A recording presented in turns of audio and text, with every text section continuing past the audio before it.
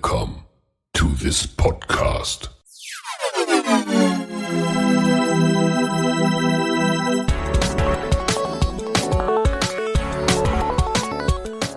Waterpolo Expert Talk. Get the insights.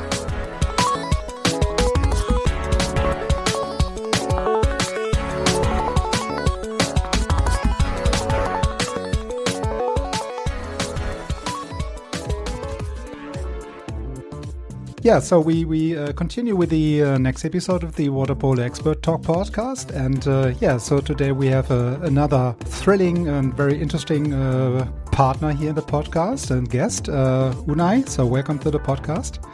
And thanks for joining. It's maybe also not an easy period to get some guests here on board due to all the tournaments going around in preparation of the seasons for each of the clubs. So thank you for joining. And at the very beginning, it's up to you. So I wanted to give it over to you. So just for your short introduction of yourself, maybe. Okay. First of all, it's a pleasure to join you. I'm Unai Lema. Right now, I'm 20 years old. And for the last 14 years I've been playing in water polo in Barceloneta, and now for this upcoming season I'm gonna be playing in Duisburg. It's a new journey. I'm really excited to it. I can wait to get to Germany and start learning the new culture, new language, my new teammates, and see what the future waits for me. Yeah, so you already mentioned that you're joining to Germany, so which is a little nice, let's say, fun fact, because your name was dropped by another teammate from Barcelona, and it was not really the first intention to get you in the podcast because you're moving to Germany, but hey, it's a nice benefit. Exactly. So you already mentioned that you joined the water polo as sport really in Barceloneta and played for Barceloneta a couple of years. Maybe you can give us some more information about the very beginning. So do you really remember the first time you get in touch with water polo? Because I think in Barcelona it's not so easy to get not in touch with water polo. Yeah, actually I started playing due to my brother. My brother started playing water polo there in Barceloneta, and so I went just behind him. I was started learning how to swim first, and as soon as I was old enough to grab the ball, they just put me on the team, and I started playing. And of course, my first memories of water polo is just watching my brother's game, just maybe not knowing still what it was, but just watching and learning how to play. And as years went by, I started to just thinking, wow, this is for me, I'm really enjoying this. I'm having a nice time. I love being in the pool. So since I was 5, I started playing until now. Until now, yeah. So it's really, let's say, a totally different atmosphere, landscape, and environment when you compare Duisburg to Barcelona. Yeah. So is it maybe for the most kids or young players or players as such in the water polo community, it's really then the highest level of water polo to play there, and you play there and leave there. Yeah. So it's maybe then a little bit strange for somebody who was really reaching to go to Barcelona, and you are saying, okay, I'm coming from Barcelona, would like to see something different. I go to Germany, for example. Yeah. So at the moment, do you understand these little thoughts or concerns from these people?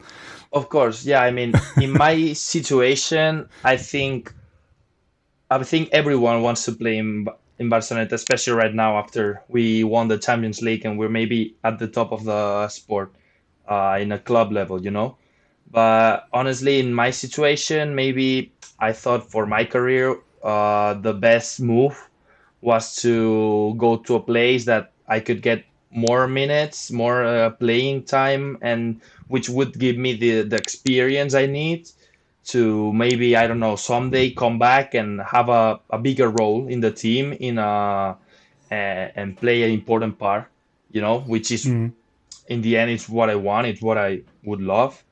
So maybe it's because of that I'm moving to Germany. And also, I thought it was, and when it came out, I thought it was a great opportunity for me because uh, it's a different country. I wanted to like just change where I was. I wanted to just get to know something new, Hmm. and also play at the in the European level also, which Duisburg is. So I think I'm really looking forward to it. Yeah, so at least yeah, so you're really in the age range, let's say that way, at the, let's say, beginning of the really senior career, maybe, to say, okay, I would like to see something different, like in Barcelona, and maybe then you move to Germany. Who knows what the future will bring? Then you go to, I don't know, Italy, Spain, back, Yeah, I mean, Croatia. Yeah. So, but the, if I understand it correctly, so the main point is really to get more time to play, more opportunities to play, to grow, and then maybe in the future, you already mentioned, maybe then the path goes back to Barcelona, really in the, or the, with the advantage to have these kind of experiences than from the other exactly. stations. Exactly. I mean, I've been like officially 3 years with the Barceloneta senior team.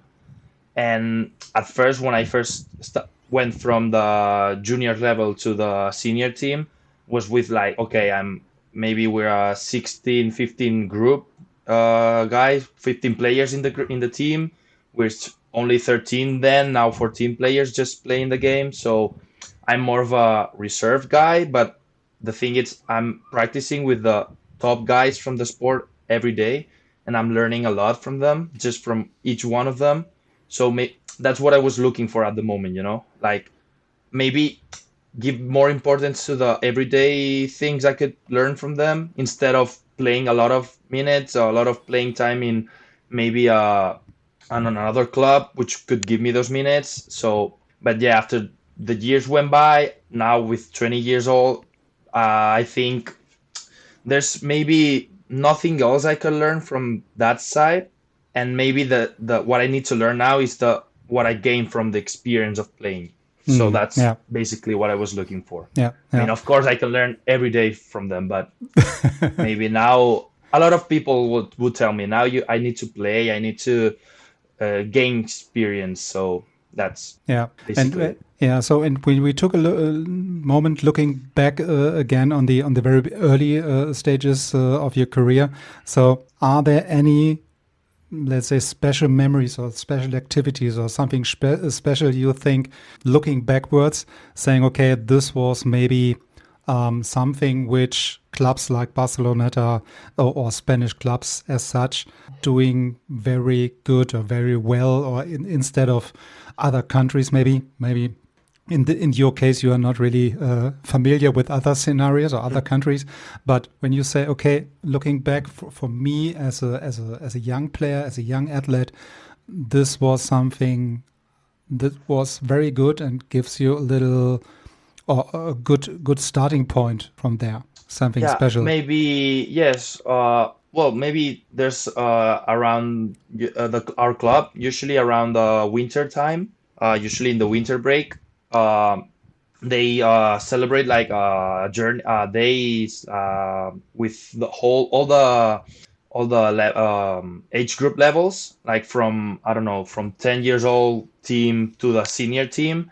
They get together and play like friendly matches, Hmm. like with small fields, and you get to mix it up. Like a 10-year-old kid is playing with the maybe with the captain of the senior team and with the goalie of the 16-year-old team. So that stuff. And I remember one year the whole senior team came, and afterwards we were like all waiting for them to sign us t-shirts, caps, get a picture with them.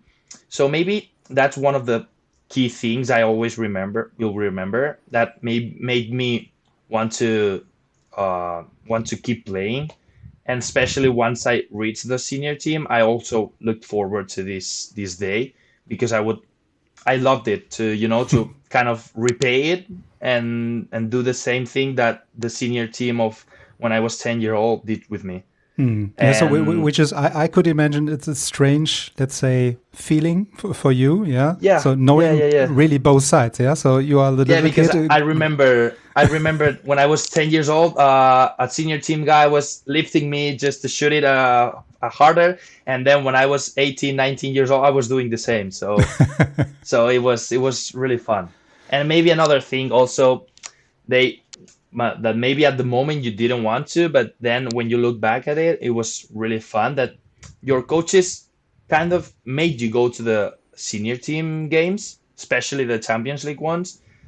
And maybe, I don't know, when you're a kid and you're not into the sport yet, you think of it, oh, they're making me do something, they're forcing me to go to this game, which I don't know who's playing. But when once you look back to it, I was like, I can think of it. Wow, I was watching some really high level as a 10, 12-year-old kid.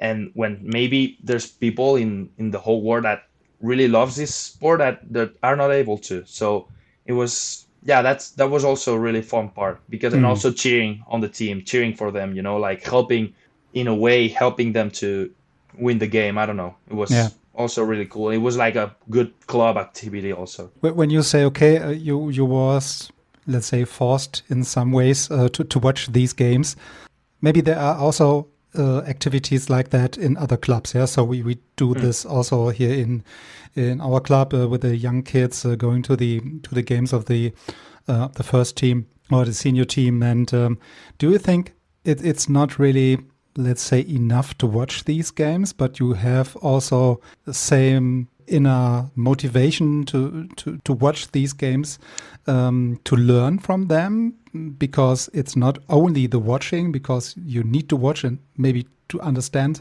things who are going around in the water. So it's a little bit different between watch and watch somehow. Yeah, I understand. Yeah.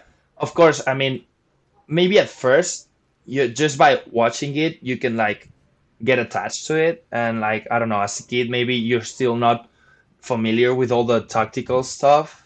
And so just watching that player score an amazing goal, or the goalie make an amazing save, maybe that stuck on you, and maybe you try to replicate it. And once you get to the higher level and start to understand that tactical stuff, I think that's when you start.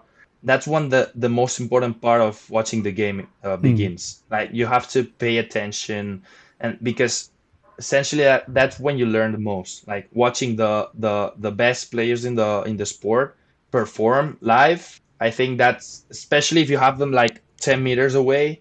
That's when what you say, you have to start watching but paying attention, and maybe writing stuff down, just so you can, of course, if you want to get to that level, you can do that stuff. Start practicing that stuff in your trainings and your games, in everything. But so, yeah, I mean, it's really to take this thing a little bit more seriously. Yeah, exactly. That's I think the point, at least from my observation, let's say it that way. Yeah, so that there are kids, okay, I'm coming to the game anyway, and then you have to convince other guys to come, and then that's really a difference between watching and take it a little bit seriously. At least we are not on the level, to be honest, with clubs like Barceloneta or Champions League clubs or whatever. But when you, as you mentioned, want to reach maybe the senior team somewhere in the future, maybe then you have to take it a little bit more seriously. That's then the difference. But especially for me, I think it was funnier and maybe more exciting once I understood what the senior teams were doing in the game. At least for me, it was like exciting, because I was like, I was identifying, okay, they're making that play, or they're doing this because of that. And that's when it started to get like to make sense for me too. Everything started to make sense. So I don't know if it happens for everybody, but that was kind of cool for me, to try to get to the why are they doing this? Why they made that play? They made that pass. I think that was also an important part of it. Yeah. So which maybe then brings another little thought to my mind while we are talking about this, is that maybe then you have as a club a little philosophy of playing where you have more or less the same things you play from the under 12, 40, 60, 80 up to the senior team, more or less. Yeah, but when somebody like you or young players are going then to the next level, that's not totally new for them. Yeah, so that more or less some of the things are similar to all the other teams in the club. Yeah, yes. I especially in Barceloneta, since most of the national team players are made by Barceloneta players. It's like the senior team plays similar than the Spanish national team, you know? So, and then the under 18, 14, 16 Barceloneta teams, they're trying to play like the senior team of Barceloneta, which is so you're ultimately playing like the national team, senior national team. So, and that consists basically from since you're young, they're teaching you defense is the most important part. If you don't get scored by, you cannot lose the game. So sometimes it's so easy. Yeah, exactly.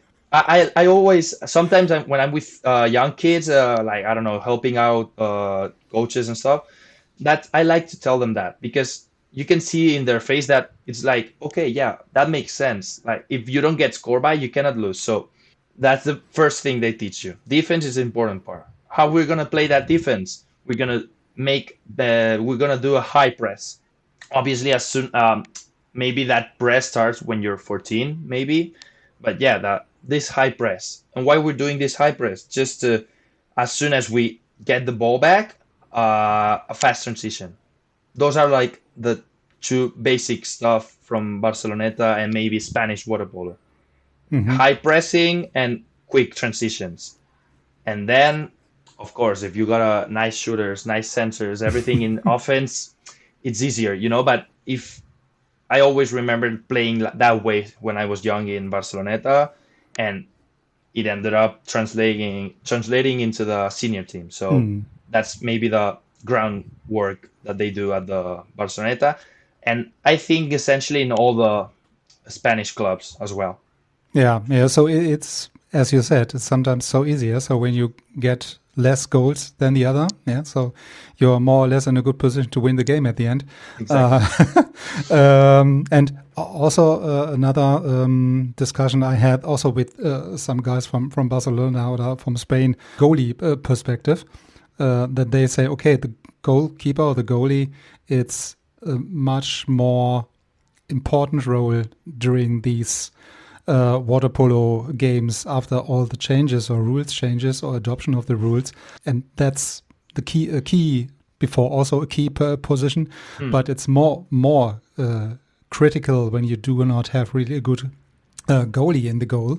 Of course. Yeah, so it goes in the same direction, I would say. Yeah, of course. I mean, you're focusing on your defense, so in the end, the primary defense player is the goalie. So, I mean, everything starts back there. So if you have a good goalie who gives you good confidence that if you maybe allow a shot that it would have been better if you hadn't, but even that the goalie saves it, it just boosts you up, you know? You can like, okay, I know that he has my back, so I can be more aggressive, that I know that the goalie will help me, you know? So, of course, it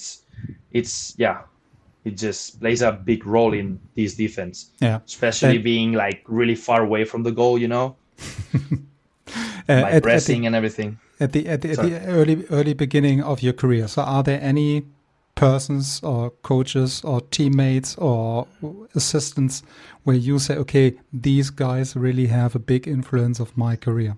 I mean, for me, I've learned a lot from all my coaches. Since I was young until now, you know, you can always learn something from it.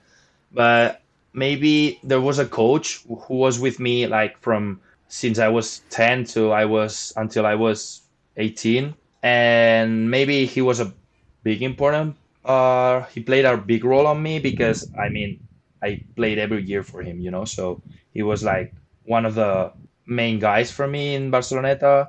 And also maybe I would say there was some teammates, goalie who was my age, who also like grew up with me, like since we started playing together, and he just ended in Barceloneta under 18 with me. So we just made all the journey together, you know. So yeah, but I mean, but all my teammates were important for me. I have really good memories from them, and also all the coaches, even from not only from Barceloneta, also from the this high level performance center in Spain, where from 16 until 8 years from I think it's since you're 16 until you're 18 you're practicing there, so they play also a big role on my career. Yeah, so it's maybe not so easy to mention someone specifically. Yeah, So there's because maybe I'm it's really an forgetting a lot, but orchestration, yeah. So of many people. So when you right now played, I don't know, you said the last 3 years for the senior team also. yes, I Um, mean my last junior year I was already practicing with the yeah, senior team, so plus the 2 extra years after finishing junior year, so yeah. three total years. Yeah. And what do you think, or what would you say are the biggest differences between then, or is the gap, was it really so big, or was it not so big because you already trained with them and practiced with them? Because we have, at least in Germany, yeah, the problem that we have, for sure, not the amount of players like you in Spain, maybe to move to the first senior team regardless of the club, and then also to the national team. But we have each time the discussion about the gap between maybe the first team and the under 18 team when you were in a club where you do not have a second team, Yeah. and that's really the difference. So what do you think about that? Well, I think in Barceloneta is the toughest place where you can like go from Absolutely. from the junior level to the senior team. It's really hard like to stay there and gain the big role on the team after going through all the youth levels, you know. But for me, I think I had already, of course, there's a big gap because you're talking about one of the biggest teams in the world, you know.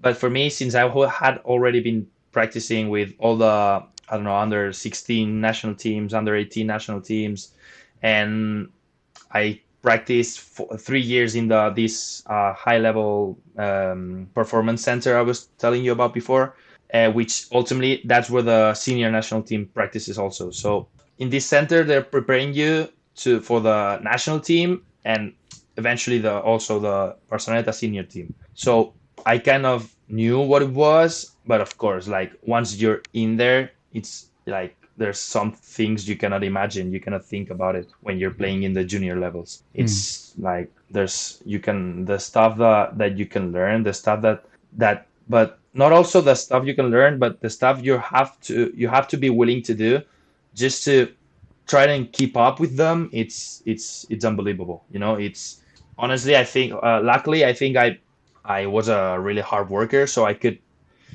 keep up maybe physically with them, but there's a point that the tactic stuff, like you have to be really prepared for it. But yeah, I mean, the gap's there, you know. Yeah, sure, for sure. Yeah, so, and you already mentioned that it's maybe not a usual, normal location, club, whatever. Yeah, so it's really the top of the top. Yeah. And maybe you already played also for the national team in the junior section, and you already know how it is to win titles and so on. So maybe then also with the looking back, how do you define success? Maybe in 20 years when we talk again, then the definition is for sure another one, maybe. But for now, you already know, as mentioned, to win titles, to play these games of this kind of level in Spain with the national team. How do you define success for your own, maybe for as a first step?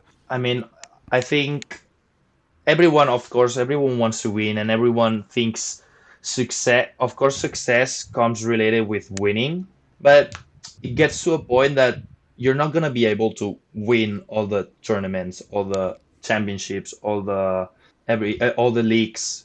There's gonna get to a point it's gonna be really tough because the other teams are also competing for it, So I think maybe success, you reach success once you're satisfied with how you played, because maybe I ended up third or second. I lost the final, but I was like, okay, we gave our best. We gave it all.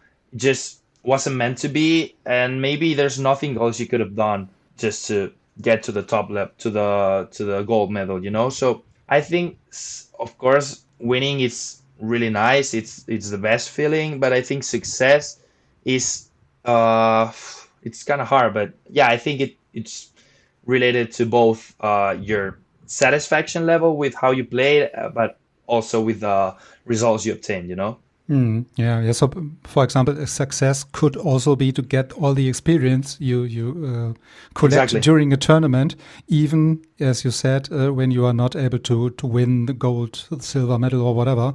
And that could also be then a success, let's say long-term success. Exactly. Yeah. To have these kind of experience, yeah. Because maybe you can use that in another championship and you end up winning that championship. So. So yeah, exactly. Of course. Yeah, and we already know that the Spanish senior team, national team, is very successful over the last couple of years, which is not really a secret. Let's say that it's semi-obvious. And when you play for the junior team and have all the successes and tournaments and wins from the senior team, is this some kind of pressure for the team or for the junior team, or do you feel any pressure based on the success of the senior team sometimes? So it's.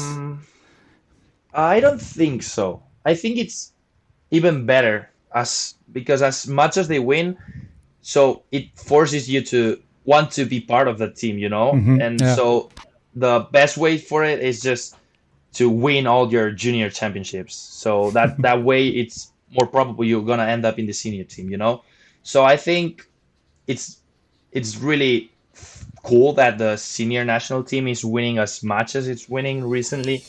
So, and I think that's for the kids, just to have these role models to look up to and try to be as successful as them.